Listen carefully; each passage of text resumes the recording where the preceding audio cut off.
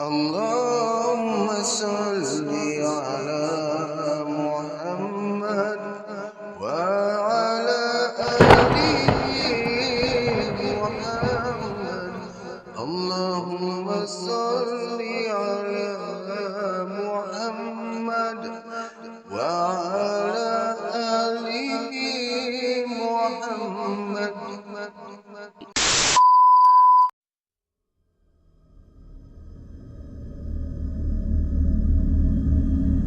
Radio 12 Malam.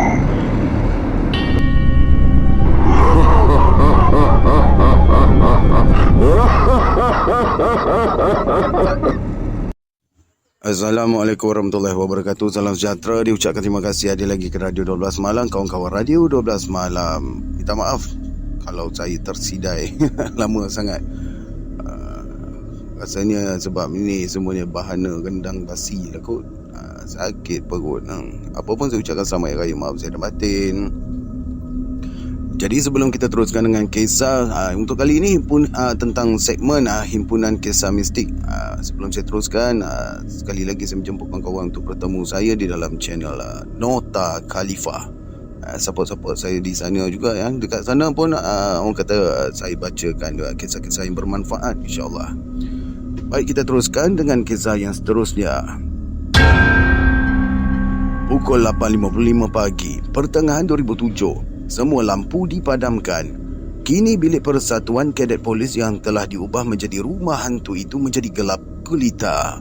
Langsir, kain dan plastik-plastik hitam sudah pun dipasang di seluruh bilik tersebut, menyebabkan bilik berkenaan berubah seperti sebuah rumah yang menakutkan. Rumah kadet polis Ini kisah pasal apa ni, kat sekolah ke apa ni? Kita baca dulu. Semua 10 orang hantu 10 orang hantu telah pun berada di tempat masing-masing. Mereka kini bersedia untuk memulakan tugas, termasuklah saya yang akan beraksi sebagai hantu Jepun. Saya berdiri di belakang tabir kain hitam. Hari ini saya beraksi sebagai hantu Jepun yang telah pun dipancung kepalanya. Baju tentera Jepun yang berwarna coklat air yang saya pakai ini telah dipercikkan dengan cat merah pada bahagian leher dan dada. Baju tersebut kemudiannya ditinggikan bahagian atasnya serta dibutang hingga ke kolar, supaya hantu Jepun itu seperti tidak berkepala lagi. Di dalam baju itulah saya menyembunyikan kepala. Lubang-lubang koyak yang dibuat pada baju tersebut pula digunakan untuk melihat. Tangan kiri saya memegang sebiji kepala manusia yang menyerupai tentera Jepun, manakala tangan kanan memegang sebilah pedang katana. Kepala itu pula sebenarnya adalah kepala patung yang telah disolek hingga menjadi wajah yang menggerunkan serta dipenuhi dengan darah. Kini, para pelajar sudah berbaris panjang untuk memasuki rumah hantu. Setakat RM3, bahasa kita RM3 lah untuk tiket masuk. Tak ada masalah pun bagi mereka. Murah. Lagipun inilah kali pertama sekolah kami mengadakan sendiri aktiviti rumah hantu. Dah kata dah, sekolah ni. Pukul 9 pagi, peserta pertama masuk. Saya ketawa panjang di belakang tabir kain hitam tempat saya berdiri apabila mendengar pelajar pertama itu, iaitu perempuan, menjerit ketakutan apabila disergap oleh Razak yang menyamar sebagai hantu gala. Razak juga berpakaian serba hitam. Kakinya memijak sebatang kayu panjang, menyebabkan dia menjadi tinggi. Saya percaya mesti budak perempuan itu tidak perasankan yang Razak ni berdiri di tepi lorong masuk yang kecil dan gelap. Saya juga ketawa kerana membayangkan bagaimana Razak tiba-tiba menjengahkan mukanya dari atas lalu menyergah pelajar berkenaan. Permulaan yang menakutkan dari Razak itu memang saya dan kawan-kawan nantikan. Teringat zaman bujang-bujang dulu. Dulu bawa girlfriend saya lah. Girlfriend tu bini saya sekarang. Bawa masuk rumah hantu kan. Lepas tu hantu tu menyakat. Bila dia menyakat, sebenarnya kita pun terkejut, tapi nak cover punya pasal kita kau tim dengan hantu tu. Tolong sakat awet aku ni. Dia punya terkejut.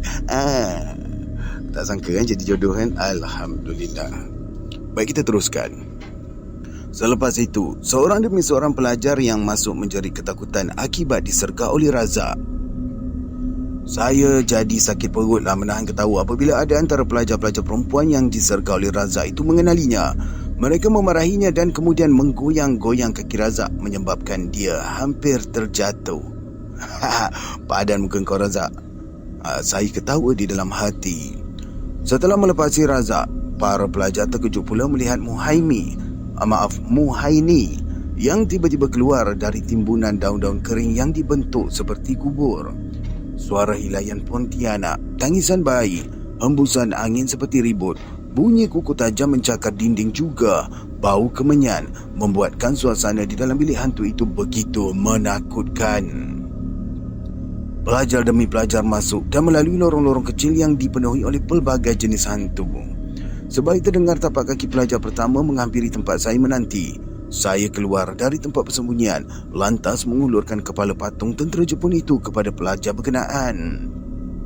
Sambil itu, saya mengeruh seperti orang yang sedang disembelih lehernya dan mengejar mereka dengan pedang katana. Di dalam hati saya ketawa apabila melihat pelajar perempuan tersebut melompat-lompat ketakutan, lantas memeluk kawan-kawannya. Mesti gempak ni, mesti kelab dapat banyak duit. Di fikiran saya terbayang keuntungan yang bakal diraih oleh persatuan. Pengunjung semakin ramai. Di dalam rumah itu, hingar dengan suara jerit pekik pelajar. Benar seperti yang saya duga. Pengunjung rumah hantu anjuran Persatuan Kadet Polis yang saya pengerusikan ini menerima kunjungan yang tidak putus-putus. Malah para guru juga turut mengunjunginya. Cuma bila guru-guru lelaki masuk, khususnya guru disiplin dan mana-mana guru yang garang, saya tak berani nak sergah. Takut kena lempang pula. Confirm. Semuanya berjalan seperti yang dirancang hinggalah kira-kira pukul 1.35 petang, iaitu tidak lama selepas azan zuhur. Tinggal 10 minit saja lagi sebelum rumah itu ditutup. Ketika itu, saya tiba-tiba terdengar jeritan beberapa orang pelajar perempuan dari dua tempat yang berbeza di dalam rumah hantu. Setelah itu, saya dengar pula suara kecoh-kecoh dan kelang kabut seperti ada sesuatu yang mencemaskan berlaku. Terdengar juga di telinga saya bunyi suara pelajar menangis serta berkata, "Cepat bawa keluar, cepat!" Kemudian kedengaran bunyi tapak kaki orang yang berlari. Mesti ada yang histeria sebab terkejut ni. Tak apa, ada ustaz kat luar boleh bantu, saya berkata di dalam hati. Walaupun di dalam hati berasa ada sesuatu yang tidak elok sedang berlaku, tetapi saya masih lagi mahu mengejutkan pelajar-pelajar yang ada. Lagipun hanya tinggal 10 hingga 20 minit saja lagi sebelum rumah hantu ini ditutup. Lebih baik aku sergah betul-betul sampai diorang ni lari lintah pukang, barulah gempak. Demikian kata saya dalam hati. Pak, pak, pap, pap.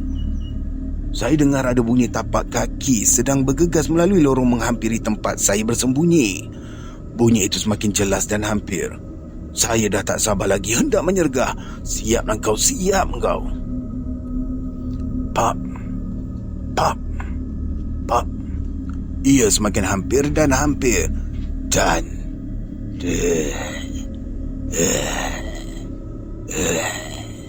saya keluar dari tempat persembunyian dengan suara mengeruh seperti orang yang disembelih. Namun sampai saja keluar, saya terdiam. Di hadapan saya bukanlah pelajar, tapi seorang tentera Jepun tanpa kepala.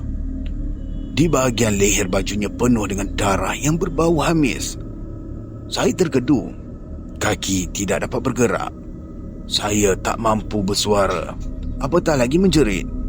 Fikiran terus menjadi kosong dan buntu akibat terlampau terkejut. Pak, pak, pak. Tentera Jepun itu melangkah menghampiri saya dengan bunyi tapak kasut yang menghentak kuat. Ketika jarak antara kami hanya kira-kira semeter saja, tentera Jepun tanpa kepala itu mengangkat pedangnya dan sap. Suasana menjadi gelap gelita, kosong, hening dan sunyi. Kaki saya longlai. Saya hanya sedar kembali kira-kira setengah jam kemudian. Di sekeliling saya ada Ustaz Hamidun, beberapa orang guru dan pelajar-pelajar yang lain. Saya kini terbaring di atas meja yang disusun rapat di sebuah bilik darjah. Tubuh saya berasa terlalu lemah. Apa yang terjadi pada saya ni, Ustaz? Tanya saya. Awak pingsan. Bukan awak saja. Ramai lagi pelajar yang pingsan dan histeria. Awak rehat dulu. Saya nak ke bilik rawatan. Ada lebih kurang 7-8 orang lagi yang saya nak kena tengok ni. Jawab Ustaz Hamidun lantas meminta diri. Apa yang sebenarnya berlaku? 4 hari kemudian, selepas pulih daripada demam dan hadir semula ke sekolah, saya mendapat jawapannya. Berdasarkan cerita kawan-kawan yang menyamar sebagai hantu, pelajar-pelajar terakhir yang memasuki rumah hantu itu sebelum ditutup, guru-guru yang membantu serta kawan-kawan yang menyaksikan kejadian tersebut, saya diberitahu bahawa berlaku pelbagai kejadian menakutkan di penghujung pameran rumah hantu kami. Di tengah rumah, seorang pelajar histeria apabila melihat sesuatu yang berambut panjang dan berwajah hodoh tiba-tiba menjelma di lantai. Jelmaan itu kemudiannya merangkak pantas ke arah pelajar berkenaan seperti hendak menerkamnya. Kejadian itu turut disaksikan oleh Muhaini yang beraksi sebagai Pontianak. Jelmaan itu kata Muhaini tiba-tiba sahaja muncul di hadapan matanya menyebabkan dia menjerit ketakutan. Kedua-dua mereka pingsan dan histeria. Di satu lagi tempat, seorang pelajar lain pingsan selepas melihat satu jelmaan seperti pocong tiba-tiba muncul di lantai, kemudiannya bergolek-golek menghampirinya. Dia tahu jelmaan itu bukanlah lakonan, kerana tak mungkin pelajar boleh muncul secara tiba-tiba dan bergolek-golek di lantai sebegitu pantas. Apatah lagi pocong itu tiba-tiba berhenti betul-betul di hadapan kakinya. Bagaimana pula dengan saya? Itulah yang membingungkan saya. Menurut seorang pelajar lelaki, apabila melihat keadaan kecoh di dalam rumah hantu itu, dia bergegas untuk keluar bagi mendapatkan bantuan guru-guru. Ketika dia melalui lorong untuk ke pintu keluar, itulah tiba-tiba saya muncul dari belakang tabir hitam dan mahu menyergahnya. Sebenarnya, waktu itu pelajar lelaki berkenaan dah hilang rasa takut. Apa yang terlintas di fikirannya ialah hendak mendapatkan bantuan guru secepat mungkin. Kalau ada hantu muncul di depannya pun, dia dah tak heran lagi sebab dia tahu itu semua hantu tipu. Jadi apabila saya tiba-tiba muncul, apa yang hendak dilakukan oleh pelajar tersebut ialah menolak saya ke tepi supaya tidak menghalang langkahnya. Tetapi ketika dia mengangkat tangan untuk menolak saya, tiba-tiba dia melihat saya jatuh ke lantai. Lebih pelik lagi, kata pelajar berkenaan, yang dilihat di hadapannya adalah saya yang lengkap berpakaian sekolah, bukannya berpakaian serta solekan seperti hantu Jepun. Inilah yang membingungkan saya, sebab masa kejadian itu, yang saya nampak bukannya student, tapi hantu Jepun yang sebenar. Tapi pelajar itu pula cerita kepada saya dan semua orang, dia nampak saya pakai baju sekolah. Sebab itulah dia tolak saya ke tepi. Jadi, mata siapa sebenarnya yang dikelirukan ni? Saya dah makin bingung. Pada hari kejadian, kira-kira 10 orang pelajar diserang histeria. Selain saya, Muhaini dan pelajar-pelajar yang melihat jelmaan tersebut, pelajar-pelajar perempuan yang cuba membantu juga tiba-tiba rebah dan beracau-racau. Paling menakutkan, ada beberapa orang pelajar yang tiba-tiba berlari ke sebatang pokok besar di belakang bangunan kelab yang sebahagiannya telah pun diubah menjadi rumah hantu. Pelajar-pelajar itu menjerit dan pingsan sebaik saja sampai di rumah berkenaan. Menurut guru-guru yang telah lama mengajar di sekolah kami, kejadian itu berlaku mungkin disebabkan kawasan tersebut adalah keras. Penduduk-penduduk asal kampung berdekatan pernah memberitahu di bawah pokok itu dahulu terdapat perigi buta, tempat tentera Jepun membuang kepala mangsa-mangsa yang telah mereka pancung. Perigi pancung kepala Saya sampai sekarang tak jumpa lagi perigi tu di satu balai. Ada satu balai polis ni. Situ memang ada tempat pancung kepala dahulu. Banyak kali dah saya berlega kat situ untuk cari tempat tu. Bukan untuk pemujaan, sekadar untuk mengesahkan apakah benar ataupun tidak. Itu saja. Tapi tak pernah jumpa lagi. Tapi dipastikan memang ada. Baik, kita terus. Apabila Jepun menyerah diri selepas 2 butir bom atom dijatuhkan oleh tentera bersekutu di Hiroshima dan Nagasaki, ada di antara pemimpin-pemimpin mereka yang membunuh diri dengan cara menusuk pedang ke perut sendiri di pinggir perigi buta itu. Baik, kat sini saya mencelah. Tentera Jepun bukan menyerah sebab kerana Nagasaki dan juga Hiroshima dibom. Dia ada kisah lain sebenarnya. Itu sebenarnya secara umum. Kalau ikut kisah yang sebenarnya, dia menyerah kerana dia telah pun diserang oleh Soviet dengan 90 batalion lebih kurang itulah. Tapi sejarah tu tidak ditulis, perlu dicari. Baik, kita teruskan. Maaf saya mencela banyak. Yang mana saya rasa perlu berbetulkan, saya akan berbetulkan.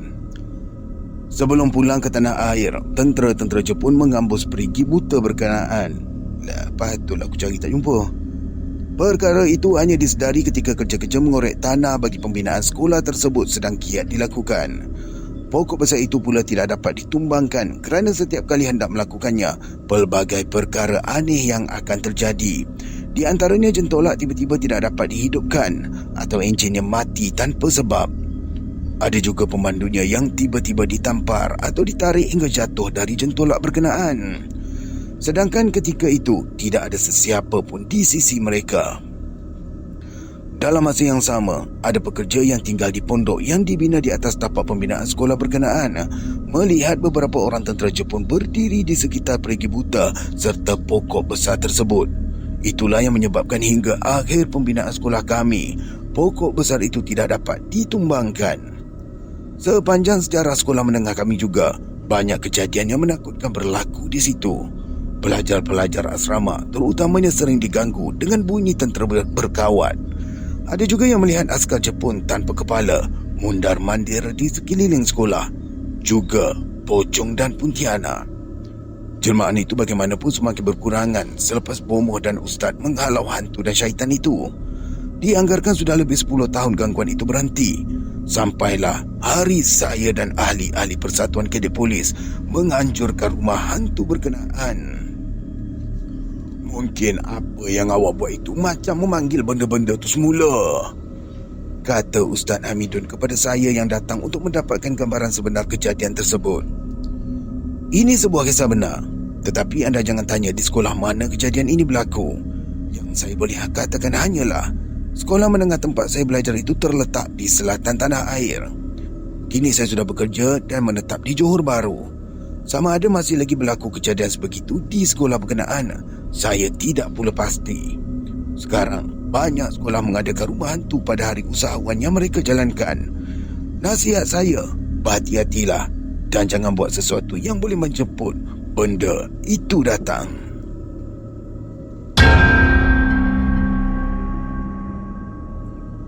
Di dalam majalah, saya sering terbaca kisah-kisah misteri yang dialami oleh pemandu teksi. Walaupun kadang-kala apa yang diceritakan itu macam tidak masuk akal, tetapi saya tahu apa yang diceritakan oleh pemandu-pemandu teksi berkenaan adalah cerita yang sebenar. Saya katakan begitu sebab saya pun pemandu teksi. Hakikatnya, memang begitulah kehidupan kami. Selalu saja diganggu untuk mencari rezeki buat keluarga. Saya juga pernah mengalami kejadian seperti itu, dan salah satunya berlaku pada suatu malam sekitar pertengahan 2009 ketika poket saya ni tengah kering. Ceritanya begini. Malam itu, bila saya menyeluk poket baju yang ada hanyalah beberapa helai duit kertas, saya menggeleng-gelengkan kepala. Duit sewa teksi pun tak lepas. Okeylah tu bang, helai duit bang. Saya ni kadang-kadang dalam poket ada bawang. Meleleh air mata. Sisa air di atas meja segera dihabiskan dan saya terus masuk ke dalam teksi. Saya termenung seketika. Saya melihat jam di tangan. Sudah pukul 7.45 malam. Biasanya pukul 9 malam lagi saya sudah pulang ke rumah. Tapi hari itu saya ambil keputusan untuk ambil lebih masa. Jika tidak, sudah tentu saya tidak dapat membayar sewa teksi. Saya segera mencapai telefon bimbit dan menghubungi isteri untuk memberitahu bahawa saya terpaksa bekerja hingga lewat malam. Malam itu, saya merayau di sekitar Bandaraya Kuala Lumpur mencari penumpang. Namun, sehingga pukul 10 malam, baru 2 orang penumpang yang diperoleh. Itu pun perjalanannya tidaklah begitu jauh. Hati saya menjadi sebab. Saya tak tahu kenapa hari itu nasib saya begitu malang. Rezeki jauh kurang berbanding biasa. Lazimnya, paling tidak pun saya boleh dapat sehingga RM500. Tetapi hari itu, sejak daripada pagi hingga sekarang, saya baru memperoleh sebanyak RM150. Saya tak bahkan hati. Akhirnya saya memakir teksi saya di hadapan sebuah kelab malam. Mungkin ada rezeki aku kat sini. Saya cuba menyedapkan hati. Malam itu bukanlah malam minggu. Tidak begitu ramai orang di sekitar kelab malam tersebut. Tapi mungkin sudah rezeki. 10 minit kemudian, seorang wanita yang berpakaian agak seksi membuka pintu teksi saya. Baranang bang, boleh? Saya kena balik rumah kakak saya. Kawan saya janji nak datang. Tapi sampai sekarang batang hidung pun saya tak nampak. Jelas wanita itu sebaik melabuhkan punggungnya di kerusi belakang. Minta maaf, suara dah tak ada. Kena suara perempuan. Tak sajat majat jadinya. Baik, kita teruskan. Saya berfikir seketika. Beranang? Jauhnya. Paling cepat pun mahu makan masa kira-kira sejam perjalanan. Malam pula tu. Belum tentu dapat penumpang semula dalam perjalanan balik ke Kuala Lumpur. Duit minyak bukannya sikit, rugi juga. Saya menggaruk kepala. Tetapi sekiranya ditolak, saya hilang satu rezeki. Bang, tolonglah bang. Berapa abang nak saya bayar? RM150 pun boleh. Saya sanggup ni, kata wanita itu apabila melihat saya terdiam agak lama. Hati saya mula berbelah bagi. Akhirnya, disebabkan kesian dengan wanita itu, saya pun bersetuju. Harap-harap duit tambang ni nanti dapat menampung kekurangan pendapatan saya hari itu. Semasa dalam perjalanan, bermacam-macam topik yang kami bualkan. Wanita itu juga peramah. Oh, ada budak-budak bermain. Tak apa, kita abaikan. Perjalanan ke rumah yang ditujui oleh gadis itu memaksa saya melalui kawasan yang agak gelap. Kiri dan kanan hanya belukar dan pokok-pokok besar. Semakin lama, kawasan semakin gelap. Pun demikian, perbualan kami semakin rancak. Tiba di satu selekor, tiba-tiba saja wanita itu bersuara. Bang, balik kejap lagi. Abang jaga-jaga sikit kawasan sini ya. Dah ramai orang jumpa hantu kat sini, kata wanita itu sambil menunjukkan kawasan yang dikatakannya keras itu. Janganlah cakap macam tu. Gelap ni, kata saya. Saya sebenarnya sudah seriau mendengar kata-kata wanita tersebut. Setelah lebih kurang sejam perjalanan, akhirnya kami sampai ke destinasi yang ditujui, iaitu sebuah kampung yang agak jauh dari jalan besar. Dia menghulurkan 3 keping not RM50. Baru saja saya mahu mengembalikan bakinya, wanita itu menyuruh saya menyimpan saja wang tersebut. Malah wanita itu berterima kasih banyak-banyak kepada saya kerana sudi membantu menghantar ke rumah kakaknya. Saya kemudian terus memecut teksi. Jam ketika itu sudah menunjukkan 11:30 malam. Saya mahu kembali cepat ke ibu kota untuk mencari penumpang yang lain. Saya tak berharap ada penumpang di Beranang pada malam-malam macam ni. Sewaktu memandu untuk keluar dari kawasan tersebut, hujan renyai-renyai tiba-tiba sahaja turun. Pelik juga saya, sebab sebelum tu tiada sebarang tanda pun hujan mahu mencurah. Pandangan saya sedikit terbatas. Tiba di selekor, saya ternampak seorang wanita melambai-lambai tangan. Alhamdulillah, dapat lagi rezeki, kata saya di dalam hati dan terus memberhentikan teksi. Nak ke mana ni, Dik? Bangi, balas wanita berambut panjang itu. Saya tersenyum. Rezeki lagi. Dalam hati saya berkata, tidak sia-sia saya membantu wanita tadi. Walaupun pada mulanya saya berat hati, tetapi kini rezeki mula datang. Wanita itu melangkah masuk dan duduk di kerusi belakang. Bau wanita itu sungguh wangi, seolah-olah bunga melur. Bibirnya merah, berbaju kebaya dan rambut bersanggul emas. Pakaiannya persis orang 60-an dahulu. Sungguh lawa. Cuma yang menghairankan saya, dari mana datangnya wanita tersebut dalam kawasan belukar seperti itu. Biarpun bermacam-macam andaian mula menyerbu fikiran, saya cuba jugalah bersangka baik. Ke Bangi, buat apa malam-malam ni? Soal saya. Rumah saya kat sana. Tadi datang rumah makcik, balas wanita itu. Suaranya sangatlah lembut, antara dengar dengan tidak. Saya bertambah heran. Seingat saya, semasa perjalanan menghantar penumpang tadi, saya tak nampak pun sebuah rumah di kawasan tu. Hanya hutan belukar di kiri dan kanan jalan. Tiba-tiba saya teringat kata-kata perempuan pertama tadi yang kawasan itu berhantu. Wanita itu pun muncul di kawasan yang dikatakan keras. Saya memandang ke cermin pandang belakang. Saya lihat dia melemparkan senyuman ke arah saya. Tak mungkinlah wanita ini hantu. Mana ada hantu boleh bercakap, fikir saya. Wajahnya pun cantik menawan. Kalau macam inilah rupa hantu, hari-hari pun saya sanggup jumpa, kata saya dalam hati. Saya tersenyum sendirian. Abang ikut jalan dalam lah, dekat sikit, kata wanita itu, mengejutkan saya yang sedang mengelamun. Saya mengangguk sebab saya pun mahu cepat balik ke Kuala Lumpur. Saya memandu mengikut jalan yang ditunjukkan oleh wanita tersebut. Tetapi kawasan itu juga gelap. Saya tidak bertembung dengan sebuah kereta pun. Perjalanan menjadi begitu sunyi dan gelap. Saya berasa seperti sedang memandu di sebuah dunia lain yang kosong dan hitam. Sewaktu kami merentasi sebuah kawasan belukar, wanita tersebut mula bercerita. Katanya, kawasan itu memang jarang dilalui oleh orang ramai. Dahulu pernah berlaku kemalangan ngeri di situ. Dalam kemalangan itu, seorang mangsa wanita telah terputus kepalanya dan sehingga hari ini kepalanya masih belum ditemui. Setelah kejadian itu, penduduk sekitar mengatakan selepas pukul 12 malam, mereka sering ternampak kelibat wanita merayau-rayau di kawasan berkenaan. Kata orang, perempuan tu sedang mencari kepala dia yang hilang lah bang, sambung wanita berkenaan dengan suaranya yang lembut dan perlahan. Habis saja bercerita, wanita berkenaan tiba-tiba meminta saya memberhentikan teksi. Katanya dia rasa hendak muntah. Saya segera memberhentikan teksi dan wanita itu terus keluar. Dia berlari menuju ke kawasan yang penuh dengan semak samun. Hampir 5 minit berlalu, namun wanita itu masih lagi belum kembali. Saya dah mula resah. Duduk bersendirian dalam kawasan hutan yang gelap dan sunyi memang menyebabkan saya berasa seram. Cerita wanita tadi serta penumpang yang mula dihantar tadi asyik bermain-main di fikiran. Tak boleh jadi ni. Saya dah mula hilang sabar menunggunya yang masih tidak muncul-muncul. Saya kemudian keluar mencari wanita berkenaan dan nampak semak samun di situ bergerak-gerak. Sewaktu memerhati semak samun itu, tiba-tiba saya terdengar suara orang menjerit meminta tolong.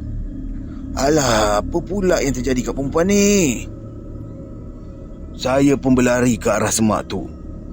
Di situ saya nampak wanita tersebut terbongkok-bongkok seperti sedang tercari-cari sesuatu. Cari apa, cik? Soal saya. Wanita itu tidak menjawab, sebaliknya berpusing tepat menghadap saya. Sejurus dia menoleh. Kaki saya berasa lembik. Alangkah terkejutnya saya apabila melihat wanita itu tidak berkepala. Badan saya menggigil. Tanpa berlengah, saya terus berlari masuk ke dalam teksi dan memecut laju. Setelah jauh meninggalkan tempat itu, saya memandang cermin pandang belakang. Berderau darah saya apabila melihat perempuan wanita tadi berada di kerusi penumpang. Ya Allah, ya Allah. Hanya itu yang mampu diucapkan oleh saya. Darah terasa kering. Tangan saya tergetar-getar. Anehnya, apabila memberanikan diri berpaling ke belakang, saya tak nampak pula siapa-siapa kat situ. Saya segera naikkan cermin tersebut supaya tidak dapat melihat ke belakang lagi. Dan saya semakin laju memecut mencari kawasan yang lebih terang. Walaupun kursi belakang itu dilihat kosong, tetapi saya rasakan seperti ada seseorang yang duduk di situ. Hanya mata kasar saja yang tak dapat melihat. Bulu roma saya tegak mencacak. Suhu di dalam teksi berasa panas walaupun saya membuka penghawa dingin. Saya terus memecut. Dan apabila sampai di sebuah kawasan perumahan yang agak cerah, barulah saya memberhentikan teksi. Sepantas kilat saya membuka pintu dan berlari keluar. Dari jauh saya memerhatikan teksi. Tidak nampak siapa-siapa pun dalam tu. Setelah berpuas hati, saya menyambung semula perjalanan pulang ke rumah.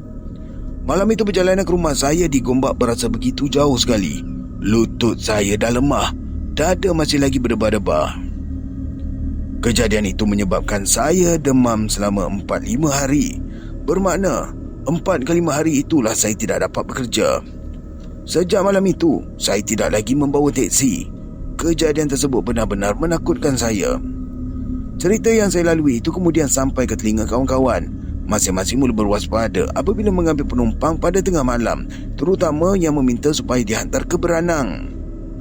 Kalau anda menaiki teksi, cubalah tanya pada pemandunya, adakah mereka pernah mengalami kejadian-kejadian misteri seperti yang saya lalui? Dan saya pasti jawapan mereka pasti, ya pernah.